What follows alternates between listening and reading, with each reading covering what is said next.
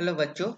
Let's see this question. The question says cholera is considered as an acute disease and arthritis is a chronic disease. Discuss. ठीक है. So हम लोग यहाँ पर पहले देखेंगे key concept. Okay. In this key concept, we will see that what is a chronic disease and what is a acute disease. So this disease is basically classified as acute and chronic. And what is the basis of this classification? Basis is time span of disease. We can talk about the time span of disease.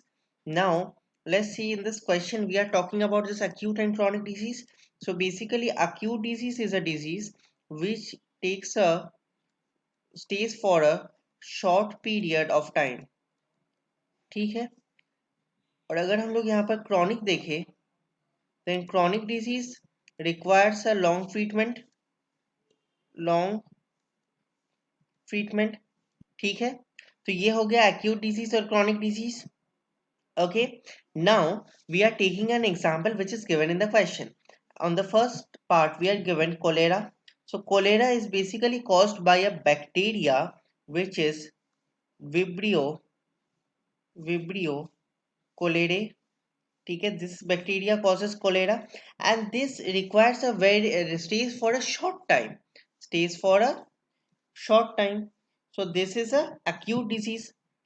On the other hand, if we talk about arthritis, we are talking about this arthritis which causes pain in the joints. Pain in joints. Now this pain in joints is basically for a long term, and hence this disease is what? This is basically a chronic disease. ये एक chronic disease है.